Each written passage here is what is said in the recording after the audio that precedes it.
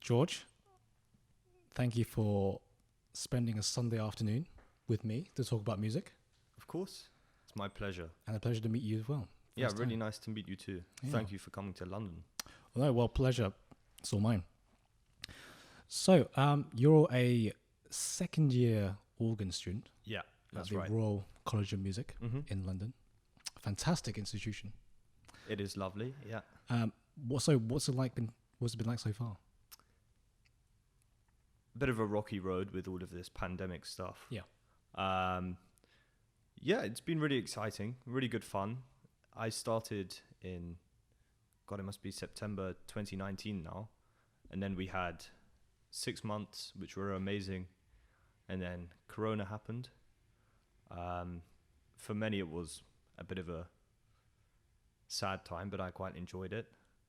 It gave me time to think, I think, because I think when you go to Conservatoire, you're thrown in a little bit at the deep end. Yeah. And it's quite a big shock coming from sixth form studies to basically becoming a performer straight away. And it's difficult to cope with that, I think. I'm sure you can relate to that. Has it affected your sort of motivation to practice and keep music going?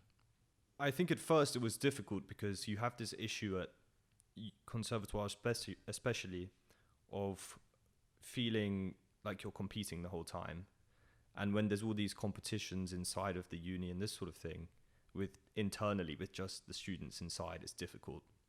But there's not so much of that for the organ department, which is fantastic. And it's a very small department as well.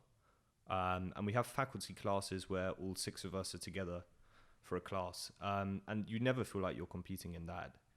But you do, as much as you try not to, you're always comparing yourself. And that sort of, to an extent, is good because it spurs you on. Mm-hmm. But at some points it can sort of get a bit too much and you get the balance a bit wrong of comparison versus just being your own person and doing your own amount of work.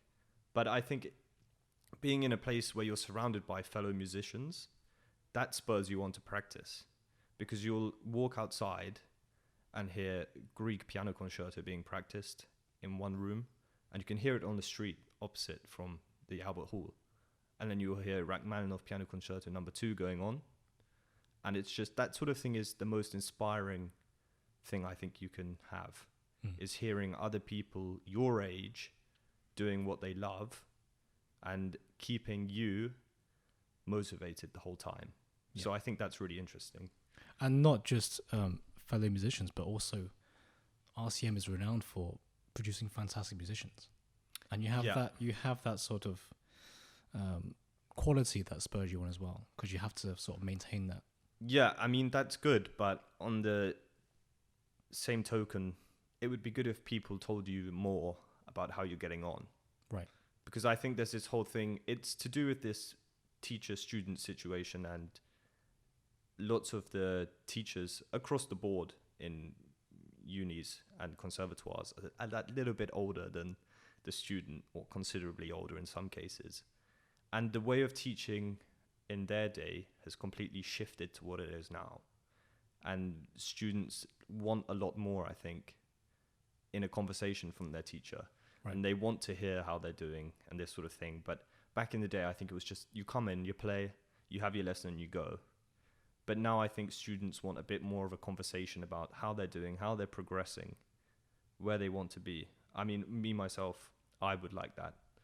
But it's something I think has shifted from that time when our teachers were students to now. But yeah, it's really good. And the level of musicianship in one building is quite incredible. But it's so accepting of everyone. I mean, you turn up and take an entrance exam and they sent an email on the first week saying, it doesn't matter if you get 0, it's just a placement test. So that sort of acceptance is good. And you don't feel like, academically, you don't feel like you're competing with anyone, which is nice. Right. What's your opinion on that shift in teacher-student relationship? What factor changed that throughout time? Is it technology? Yeah, it's a very good question. I think how now we accept more things like mental health and this sort of thing. The way that has come up now has shifted what students want, because mental health is such a big topic now, and especially now during the pandemic. It's really important that that student-teacher relationship is good and has solid foundations, because it's so easy. And I think also with social media, it's difficult. I mean, I share a lot, but countless times I've taken posts down or not shared in the end, because there's so many people on social media, A, from your university, B, from people you want to network with, and you're shy to put it out there because you don't know what people are going to say and think. You mean music-related posts? Yeah, when I put a video out, for example, of me playing something, I would say on average I ponder about it for 10 minutes before pressing share. Because people say, oh yeah, just share everything. Share everything you're working on and this sort of thing. But if you've got, for example, an artist manager over there, the director of music from a cathedral over there looking on their phones, thinking about potential people in the future, you don't want that content to be seen. But also the really interesting thing with social media is there's trends like 100 days of practice. So the 100 days of practice is, as I'm sure you've seen, is really exciting because it shows people that not everything is perfect right from the beginning, even with the big names in the industry. So when you go to a concert and everything's perfect, I personally like to hear a couple of wrong notes because it brings the performer down to a human level. I mean, if we were all churning out Rachmaninoff, Grieg, whatever, at 100% accuracy, where's the humanity in the music? You're just like a machine. And that's not what music is. Music is human, and it's the human playing it, performing it. And what is it without mistakes? It's boring. Yeah. It's my personal opinion on it. But I know, I agree. It's when performances, say of Bach or Chopin or Rachmaninoff, when the performer is too focused on perfection and getting everything right, getting the balancing right, getting the voicing right. I mean, you can get it right, but then it loses what you just said, the humanity. Yeah. Where is it? And I agree that I think a good performance is when you risk going overboard, but still organized, but you're tilting between order and chaos. Taking risks is the most important thing, for sure. I think. Yeah. And when you see someone taking risks, it makes the audience more excited as well. Yeah. Because you don't know what's going to happen. You don't know where it's going to go. And you're sort of on the edge of your seat wondering. And also it makes you feel a bit nervous as well as the performer. As the audience, sorry. It makes you nervous. But I think it's really exciting when people take risks on stage. Yeah. And I think it's something that has sort of been shot down by a lot of people high up in the industry, as you're seeing. And one of the biggest issues is critics. Yuja Wang will always have a 4-star review in the Observer, the Telegraph, whatever, because they're never going to give her 5 stars, even if it is top rate the whole time. Why do you think that is, in your opinion? It's a good question. This barrier of 4 stars. Because it also becomes boring if you're constantly seeing 5 stars. And the thing with these newspapers is they need to be interesting. And if they're constantly saying, oh, everything's perfect, everything's great, everything's amazing, then they're not going to get people to read. Right. So I think that's actually a point of journalism. It's capturing people in. And it's something that the music industry has to do as well. Capture people in. Now. I think the problem is when, say, you read a Guardian review of a concert. Yeah. For example, I first saw a 5-star review the first time in the Guardian, for me personally, of a piano concert, and I just thought, well, first of all, I want to know the credentials of the reviewer. Yeah. Are you a classical musician fan? Are you a musician? Yeah. You know, do you have any justification to judge these things? I want to know that. Otherwise, I won't read the review, even though it's a 5-star, if I don't know the credentials of the reviewer. But if it's, say, another pianist reviewing another pianist, that'd be quite interesting. Musicians on musicians. Yeah, it would be. But I think musicians wouldn't want to do that. Why is that? Because if you had Igor Levit reviewing Yuja Wang and they're best friends, I don't think it would work. There would be too much sort of angst about saying something wrong, right, and causing friction. But if they're good friends, then they can be honest. If they have that sort of good friendship. Backstage. Right. But not in the global eye. Right. I don't think. Right. I think it's too risky. Right. I mean, I would love it. A bit of juiciness in these reviews. But I don't think they would approve of it.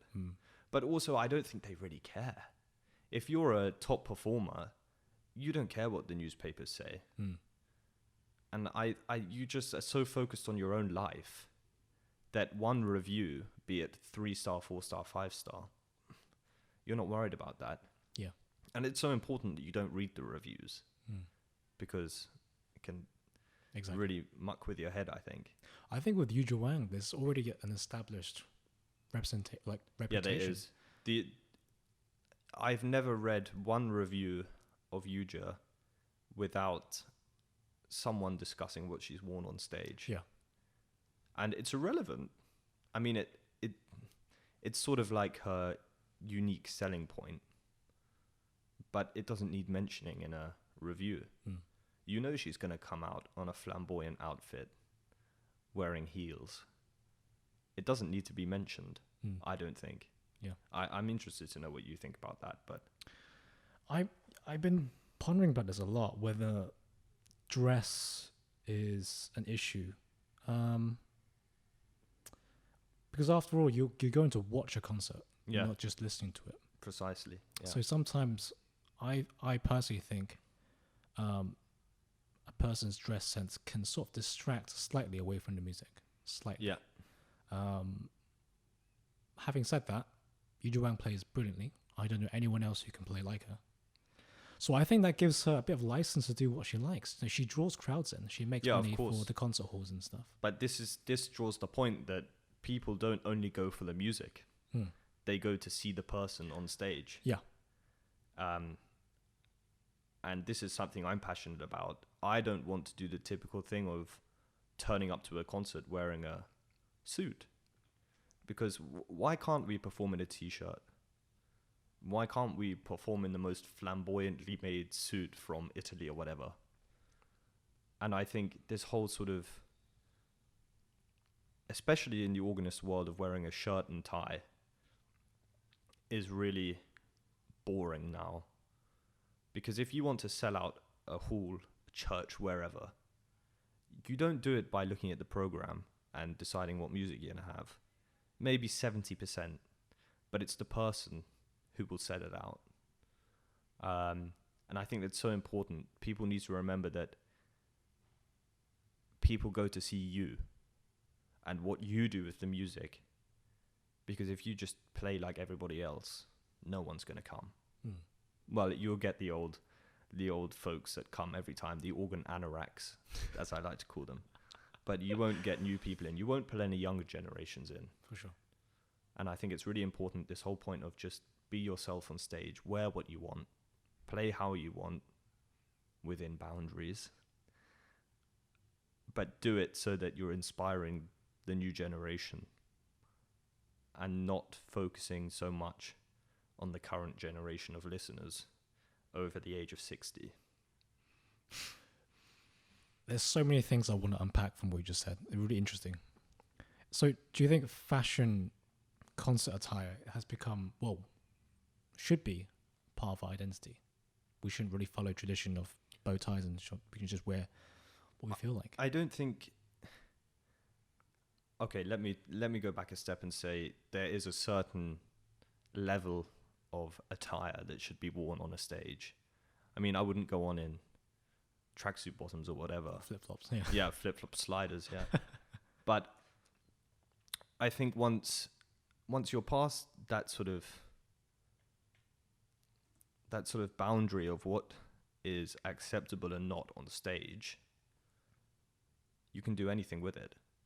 But I don't think we focus too much on the people, on the person on stage and what they're wearing. And it's important, but it's also not, if that makes sense. Mm-hmm. I think as long as they play good music, because that's what you're going to concert. That's what you're paying for. You're paying for the music, but you're also paying to see the person. But primarily, you're paying to go and see them perform the music of a composer. Yeah. And programming is very important, of course. But if I saw, just to take another example, if I saw Igor Levit was at the Barbican, as soon as his name was on my phone or whatever, on my MacBook, I'd be booking a ticket. I wouldn't even look at the program. As soon as I see his name is on there, I would be in the Barbican Hall. And then if I saw the program, I might be a little disappointed. I might be extremely excited. But I don't think it would sway whether I would still enjoy attending the concert. So it's the person that draws you in. That's so true. I think if I was like that, I would choose Cho Sung-jin, the South Korean Chopin International Prize winner, 2015. He can play whatever.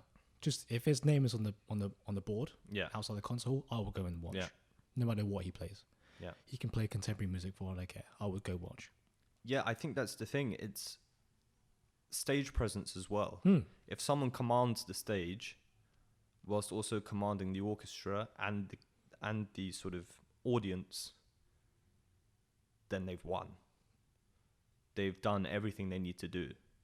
If they can then command the audience to enjoy a piece that they might not have liked, they've won even more. Yeah.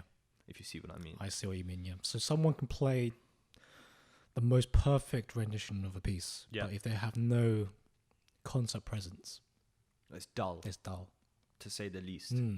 Yeah. I don't know what I would do. I think you would fall asleep. Yeah. You wouldn't go see them again. No. And that's why it's important for young artists, in my opinion, not to fall into this trap of doing the same thing as the current generation of artists. Right. You have to be unique to succeed. And that's, yes, you can spend 10 hours a day in a practice room practicing, but why not spend 6 hours a day practicing, or whatever, 5 even, and then spend the rest of your day networking, looking at current artists and what they do and what you can do differently, attending concerts and seeing what impact you can make on the future of performance and what you can bring in the future to concert halls and churches, all venues, festivals. Festivals have gone huge, especially since the pandemic. I mean, the good thing about a classical music festival is that it's usually outside, which has made it much easier this year, especially. But festivals are always willing to look at younger artists because there's so much more opportunity. But I think that's the most important thing, is to look at what's going on now and think to the future and work out what your mark is going to be and how you can change something.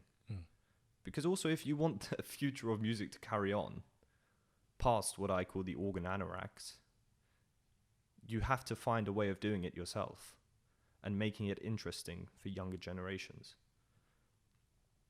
But it's a scary thought. Yeah. I do have slight fear about what the future is for classical music and the organ in particular. But as long as I know that I've done everything I can for it, then that fear is meaningless. We're moving along very smoothly, very nicely. I'm just trying to think what's the best way to approach this. Okay. You've got a few concerts this year, is that correct? Or have they been cancelled? A couple have been cancelled. I'm so sorry. I was meant to do one in Germany in July, but we've been put back onto their banned list. British citizens are not allowed in the country. So that's been cancelled. But I have one coming up in October, I believe the 31st. Halloween, isn't it? Yes. Here in London. So I'm currently thinking about that, thinking ahead to that. What's the program for that concert? That's a very, very interesting question. And it's something I've been thinking about a lot. Without giving too much away, I think it will mainly be... I need to be careful because I haven't quite decided. Sure, we don't have to. I think... No, I will definitely give you an answer. Because once I've given you an answer, it will definitely come to fruition. It will be a concert mainly of transcriptions of orchestral works. Would this be the first time you're programming transcriptions? Yes. Why transcriptions? And it's a little risky. Why transcriptions and why risky? Why transcriptions? Because they're mightily fun to play. And on what other instrument, apart from the organ, can you get all the different colours of an orchestra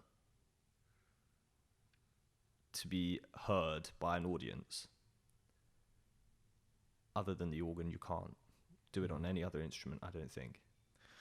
I think the next closest would be piano, the next closest, but not as effective as the organ. Yeah, the thing is, if I was to do a transcription of Wagner, for example, I've got to my left of the organ, I've got a French horn, I've got a cor anglais, I've got whatever I need.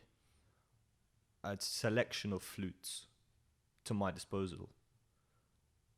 You can't do that on any other instrument. And the organ breathes because it uses wind and air. And no other instrument like it. Well, okay, other instruments use air.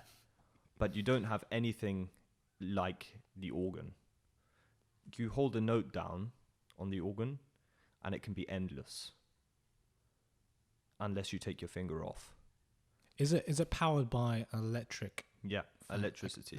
Yeah. But then there's big sort of what they call blowers and air chambers.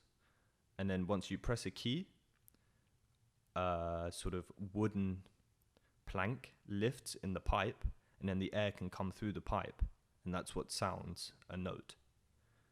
And that's what I find so intriguing about the organ, is I can hold a note down and I can hold it for as long as I like. And that's the exciting thing, and that's why it works so well with transcriptions. Right. But to go back to your question of risk, transcriptions are difficult to pull off.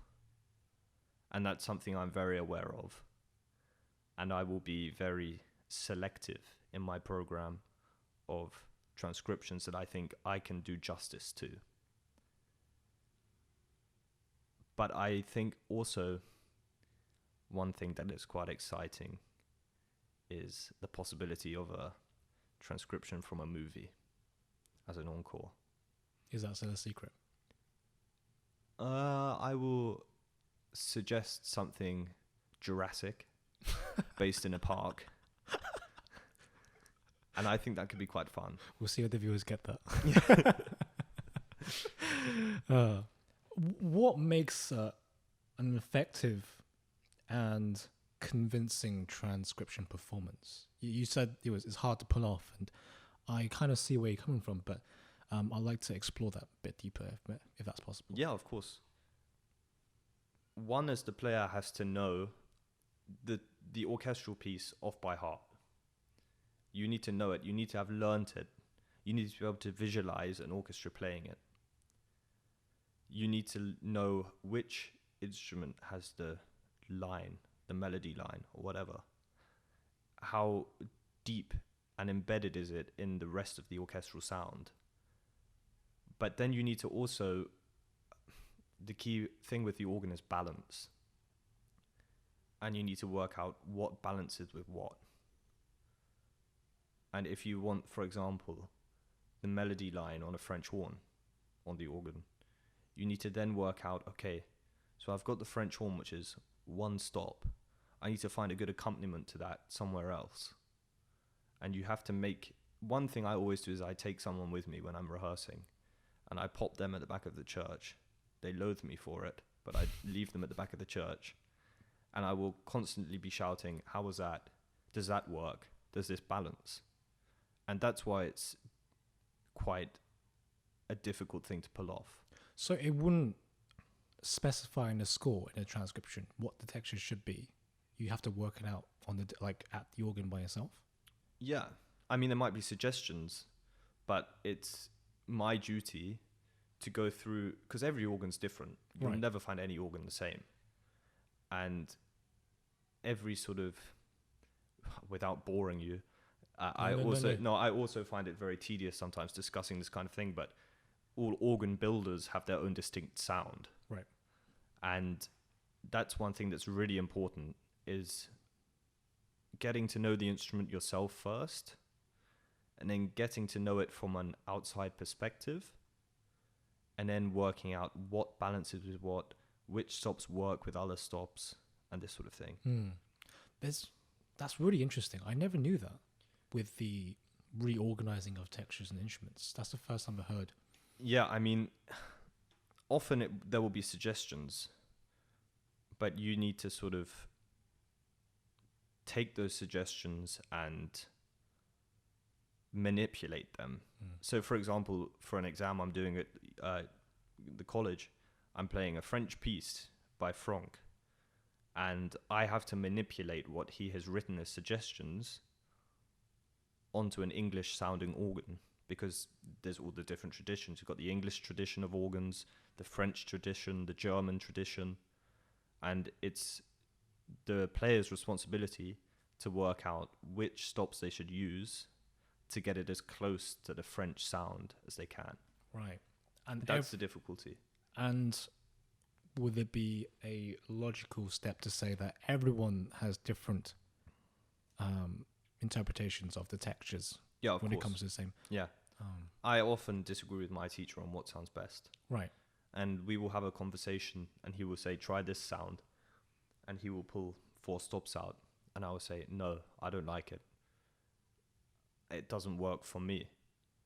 Whether he likes it or not, he goes with what I say, because that's part of the learning experience. That's the trickiest thing, I think. So I think from what you just said, being an organist is almost like being a conductor. You got to study the score, the orchestral score, pretty deeply. You need to know the music. Yeah. And actually, I can't do it, but the best performers of transcriptions and organ play from memory. I mean, it's not necessary, but the main thing is, for all instruments, I think, when you play from memory, you can hear what's going on around you, and you're not focused on the music. I personally have no idea how to memorize music, and I can't do it. Right. Because when I get nervous, I need score in front of me. Take it away halfway through, fine. But that's a whole different minefield altogether, memorizing music. Is it not a requirement at RCM to memorize music for exams? For pianists, yes. Just for pianists? Yeah. Right. But not for organists. Oh, that's lucky then. Yeah. Why did you decide to play organ? How did you get into it? What's the story? It's a long one. So when I was, 9 years old, I auditioned for St. Albans Cathedral Choir. And that meant singing daily services in the cathedral 6 days a week. Morning practices at 7:15 till 8:30, and then off to school, and then back after school to sing the service. On a Sunday, 2 services a day. Saturday, 1 service in the afternoon. And then when you're around 13, 14, everybody knows that boys' voices break. And my voice broke a year earlier than everyone else's. And I had this sort of fascination that came from being in the choir. Every day seeing that organ around, hearing the sound of the organ accompaniment, hearing the voluntary at the end of a service. And I just became fascinated by it. And the story went that when I finished in the choir a year earlier than everyone else, I would go back as the organist page turner. And that's what I did for a year. And I went on tour with the choir as the page turner. And the organist, I wasn't the most easy child to deal with, so I imagine I didn't give poor Tom Winpenny the most enjoyable experience in Germany that year. But I enjoyed it nonetheless. What did you do that made it so difficult? I just asked questions after question after question because I was so interested. Well, it was probably nice for him actually to know that someone was interested in what was going on. But that's besides the point. I mean, that's how it all started. And then I also took up organ lessons that year with Andrew Lucas, who was the director of music, and who's actually one of my biggest inspirations today, because I've known him for so many years now, and he was the first ever person to give me an organ lesson in his house on his small real pipe organ, which was given to him by his teacher, Peter Herford, who was also director of music in St. Albans. So it was all that sort of history that I loved. And it's just inspiring. Being in a cathedral with a huge organ is inspiring. And hearing it on a daily basis, I mean, how can one not fall in love with that? I'm sure many people would disagree, but I can't see it. Well, there may be surprising few numbers out there who agree with you. Yeah. Do you remember your first time playing an organ? The first time you touched it? That's a very good question. And played some notes. Is it quite a vivid memory? I think I can remember my first lesson. Whether that was the first time I ever touched an organ is a different question entirely. But I remember my first lesson, and I was always very nervous when I was younger. And I remember being very nervous of Andrew, my teacher. And he knew I was always nervous, and he would just say, "Come on, pull yourself together, man." And I remember that first lesson, and I used a book, obviously a tuition book. And I just remember coming out being so inspired by it. And it was such a sort of thrilling experience to have Andrew, this person that had been sort of becomes a bit of a father figure when you see him 6 days a week in the cathedral, and then teaching me the organ was just incredible. And that first lesson, I think, was probably a major point in my organist life. Yeah. What's the one thing you remember most about what he said to you? Or the one thing he showed you that never left your mind on the organ? His words were, "Don't compare yourself to others." When I think my final lesson with him, he said to me, "Don't fall into the trap of worrying." I was always known as a worrier when I was one of his pupils. And he said to me, just don't worry so much. Get over this fear of being nervous. And I remember in my lessons, my hands would shake horribly. And he would see it. And he never really mentioned it. And then he told me, just don't compare yourself. Go in there, be strong. You know you're worthy of it because you've got a place. And just keep your head down. And that's what I did. It's amazing what music teachers, like instrumental teachers, can be to us. As you said, father figure is a very good word. Yeah.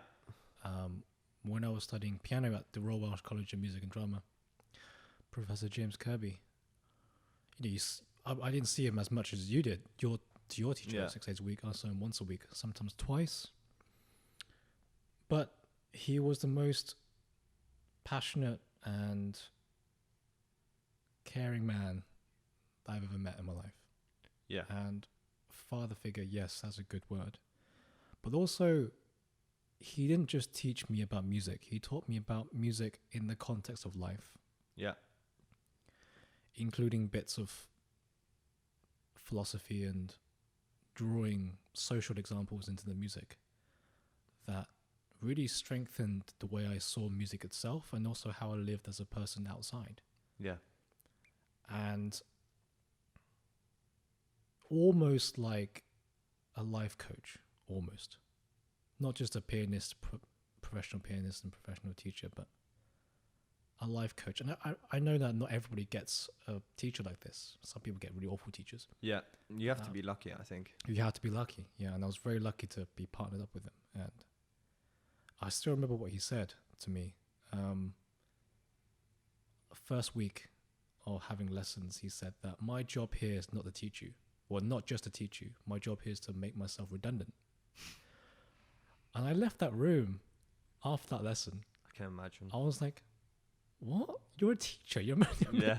It's your job to teach. You'd be a bit confused. Yeah, I was like, why are you making yourself redundant? And it left me confused because I was 18 when he said that to me. I wasn't very mature. Yeah. Or mature enough. And then it wasn't until I read Nietzsche, like a passage of Nietzsche that said, one repays a teacher badly if one remains a student. And then when I read that, I thought, that's what he meant. 7 years later, I finally knew what he meant.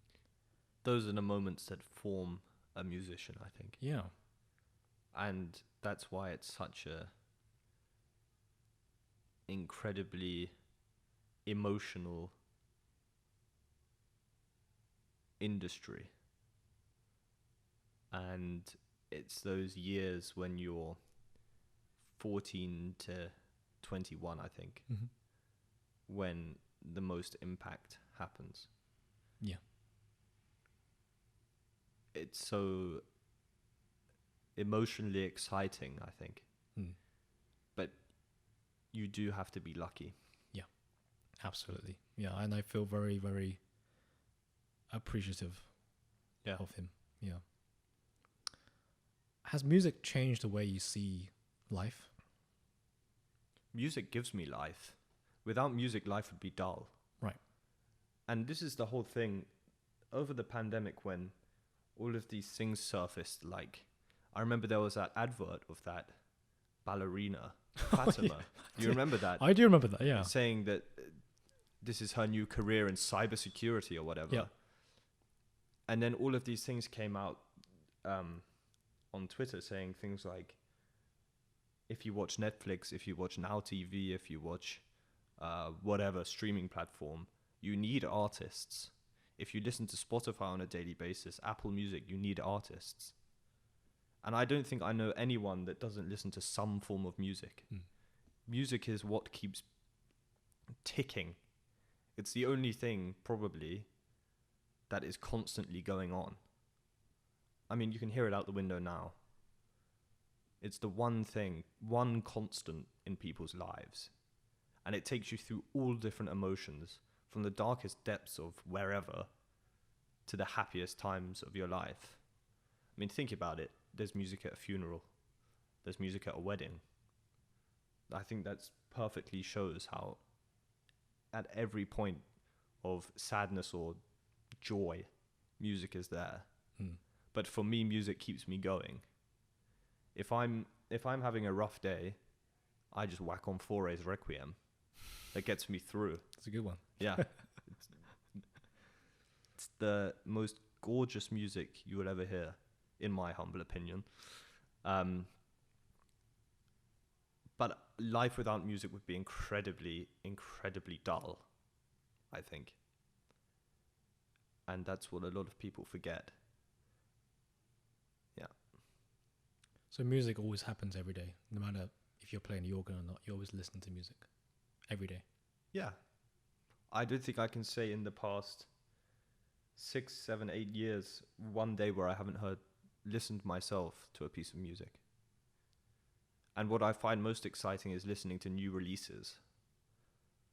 Because that's so exciting. Every Friday when the new releases Spotify playlist is out, I'm on there, listening to new interpretations of Bach or whatever.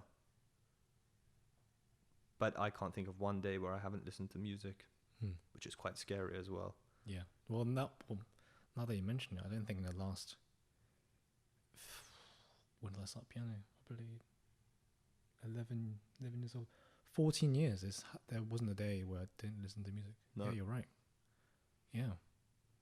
It almost feels weird not doing it, not having music on. It does, yeah.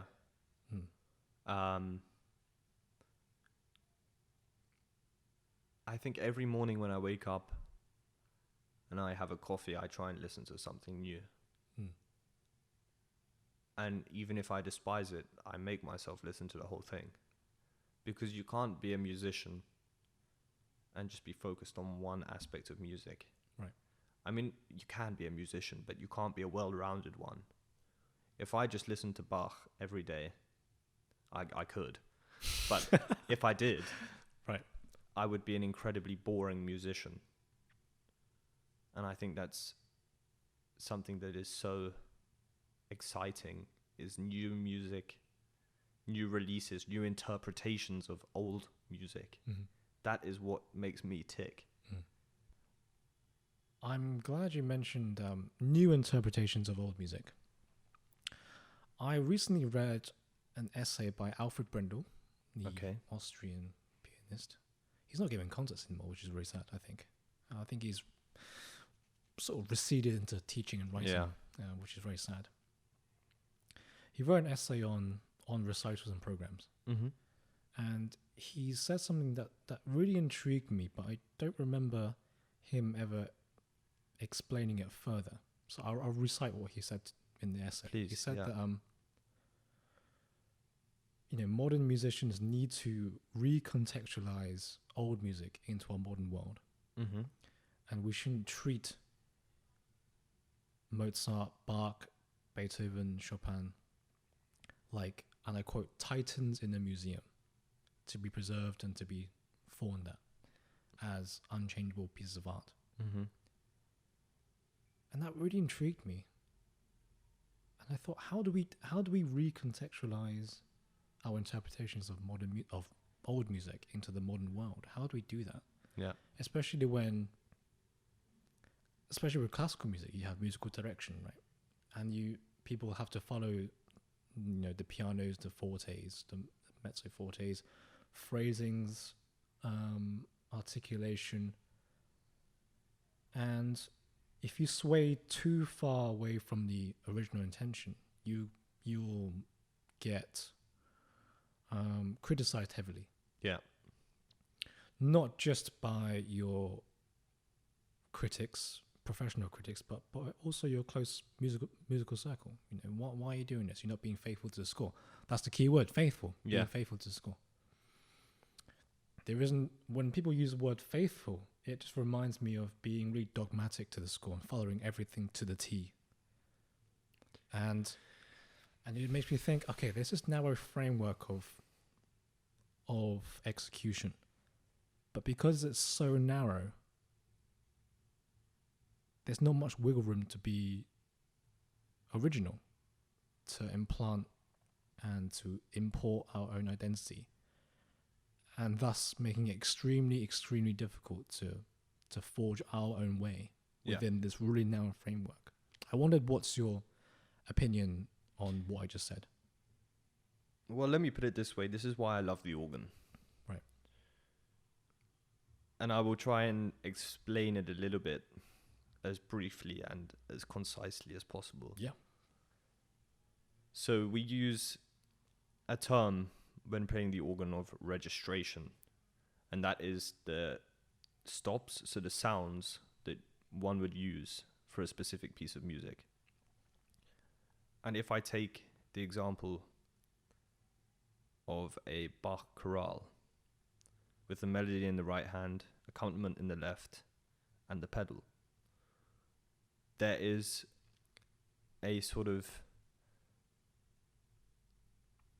hereditary registration that one would use now, that has been used, as we believe, since the days of Bach.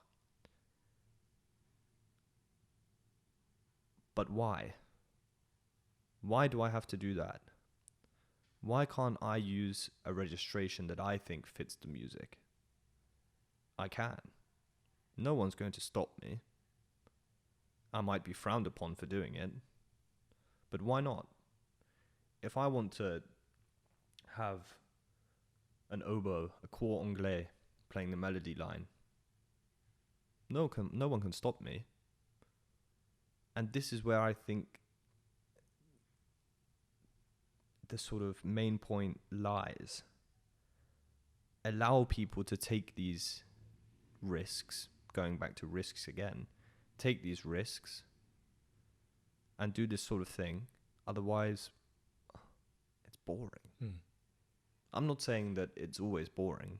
I mean, I love to hear a Bach chorale in the same registration that Bach would have used himself. But you have to be free and open to new ideas. Otherwise, you're just sitting on a plateau the whole time. Yeah. Of the same old thing. I think conservatism in classical music is very boring. But it doesn't go anywhere. It doesn't change. Right. And it is incredibly boring and tiresome. Especially when you hear the same thing done over and over again. Yeah. There's no personality. There needs to be some individualism. Right? Well, yeah, that's back to the point. You need to have something. You need a USP, a unique selling point. And so does your music making. Because unless you and your music making have a USP, it's not successful. It's a bit like when singers start to sing, the first word that comes out of the mouth, singers that can have an audience recognize that artist just from that one word. Yeah. I think you've found your USP. Yeah. That's very rare. It's crucial. Yeah. And that's one of the most amazing things, I think, when you hear a singer that you know and recognize from that one word. Yeah. They found it. Yeah. Go back to playing. I'm sure you heard the term colour being used quite a lot. Tonal colour. Yes. What does that mean to you? What does colour mean in the context of in music? See, I was thinking about this myself, and I don't really think about colour. I tend to imagine the music in my head. And colour doesn't really play a huge part in my thinking. The colour of the sounds, yes. So the colour of a flute, the colour of a flute on my right, compared to the colour of the flute on my left, and which colour merges well with the other stops that I have using. This is as an organist. But I think it's not overused, but we discuss it a little too much. Maybe. I don't know. What's your opinion on it? I'm a bit like you. I don't see colour. No, I also, I can't see it one bit. I just think it's a term that's been thrown around and people don't really know how to describe it. Think about, if someone says to me, think about the colours of the organ, I think about the sounds. Yeah, the sounds. But what has that got to do with colour? Yeah, exactly. Why use the word colour? More like timbre is probably the most accurate word. Yeah. Closer to the real meaning. Yeah, I reckon so. I think it's bandied about a little too much, the word colour. Yeah. I also think it's a little bit childish. Right. The usage of the word colour. Yeah, in music. I mean, the colours of the organ I would still use. But to go and ask somebody, oh, what colour does this kind of present? Right. it's very difficult because I think this is the issue. Everybody has a different opinion on what the word color means in music. And I don't know. Maybe I'm an ignorant young man, but I don't know what color would describe. I just don't see it. I don't have a brain that can see that sort of thing. But instead I can imagine, I can hear what I want. I don't see what I want, I hear it. Yeah. And because, you know, sound from the organ and the piano, pianist and the organist, we use a lot of our forearms and shoulders and backs to play, right? Yeah. And something I get a lot of issues with because I have no support on the ground. Right. That's I think that's the big difference. Yeah, I think that's the big difference. That's why I envy pianists, because they have something where they can ground themselves. Right. The floor. Right. Whereas with the organ, you're either tucking your feet below the bench or hovering them above the pedal board. Have you had any like physical pain from that or physical discomfort? I have lower back pain, but it's because I'm tall as well. Right. And I know quite a few people that have got a lot of physical discomfort when they're tall, reaching over for keyboards. It sort of looked like the Hunchback of Notre Dame or whatever. In the church. But it causes me lower back pain, definitely. Right. And it's just, you need a solid grounding. But that's why, as an organist, it's sort of crucial that you have some mobility. Yes. Do you do any exercises to make sure you've got a strong lower back? Exercise? What's that? No, not really. No, I try and touch my toes and fail every time. But I think the main point is just keeping your body loose. Yeah.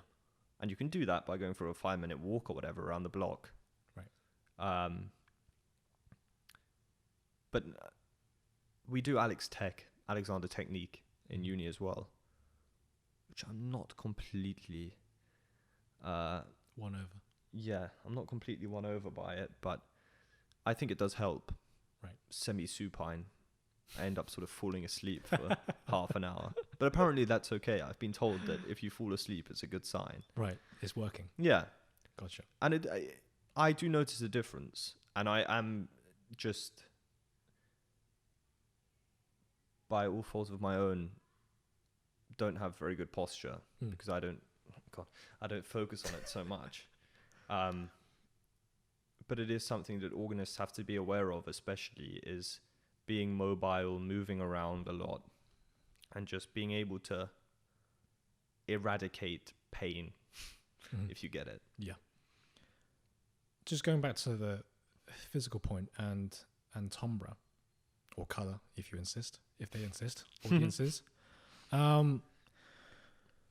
Because when we play, we have to listen to the sound we make to make sure that we're producing a very pleasant sound, nothing too harsh, nothing too unmusical. But there's also the physical element that signifies to us whether we made a good sound or not. I'm not sure if this is a very personal thing for me, but I don't know about you, but before performances, I spend about 10 minutes just sort of playing around with chords and voicings and just to make sure my muscles are working okay, my voicings are okay, I'm getting accustomed to the sound that the piano makes. And throughout experience, I've become very in tune with how my body performs when I make certain sounds or timbres or colours. And sometimes I think if you take the sound away from the piano, if it's a muted piano, and if I play as if it's going to make a sound and I want to make a good sound, I can sometimes feel in my body that I made a good sound. Yeah. Because of the muscle activation in my forearms and shoulders. I can feel that if it wasn't muted, there would be a good sound coming out. Yeah. Is that something you experience as well? That there's something about the way your body is playing that if the organ was muted, you would know that you're making a good sound. I don't think it's such a big thing for the organ. Right. because it's not like a piano in that however deeply you push a key, that affects the sound. It's not like that on the organ. Right. And the way of legato playing, that is something I recognize, because it's all about sort of the tiniest bit of overlapping of the notes, so the airflow sort of mixes into both. And it's not like on a piano where you can just use a pedal, for example. So you have to really focus on that. But if I'm playing a very tense passage, I know how my body will feel. I myself will probably be quite tense.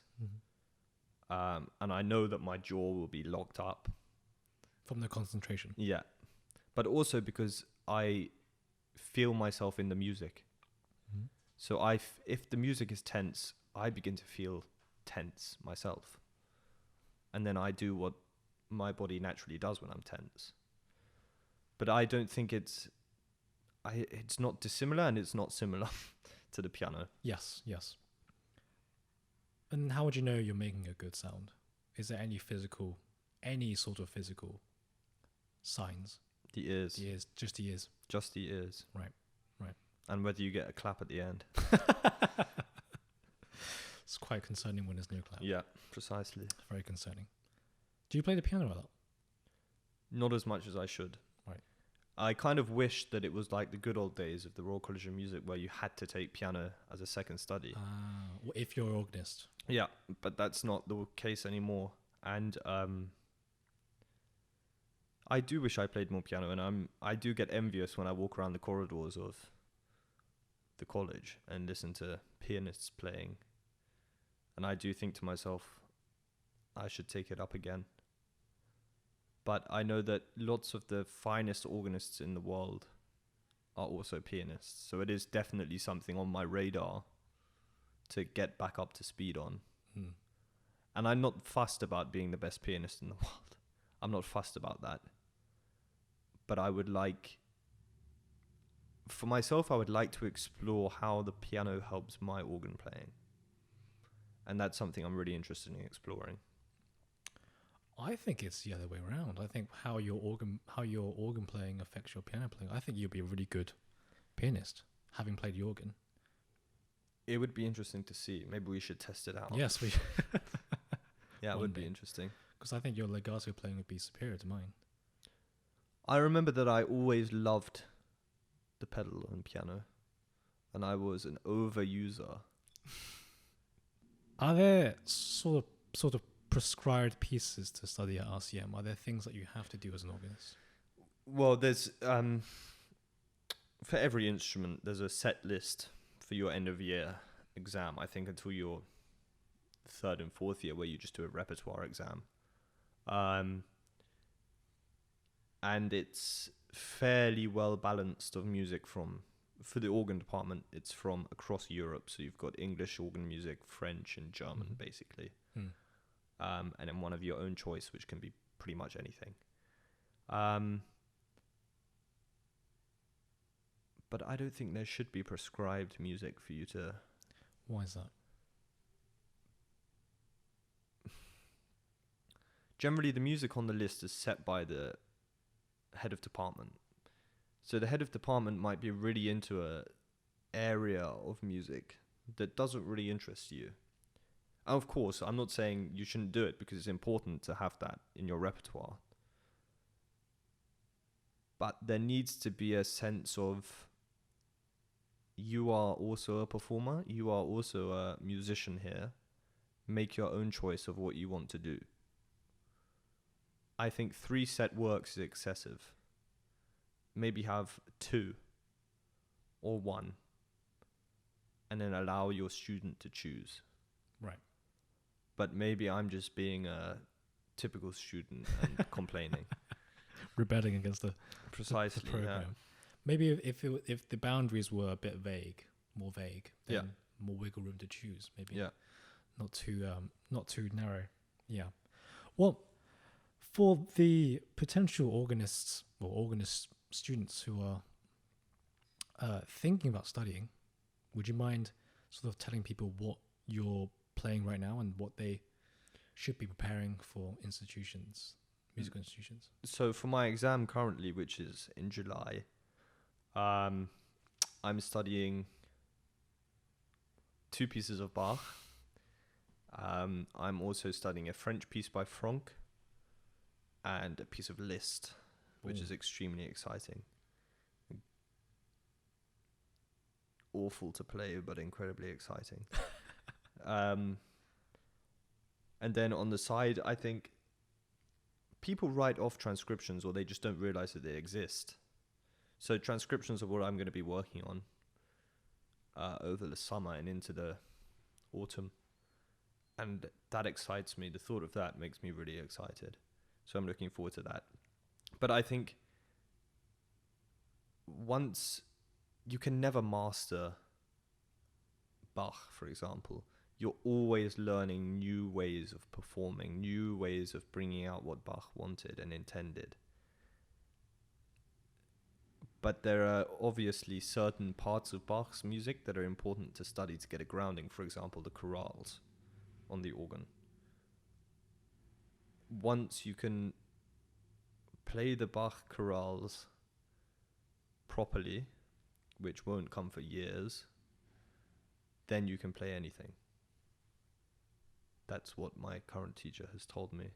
And I also can believe that. Yes, it's useful advice. So you're halfway through RCM. Yes. That's 4 years.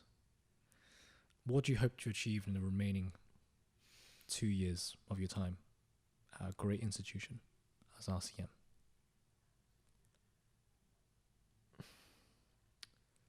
Naturally, I hope to come out with a solid grounding in performance of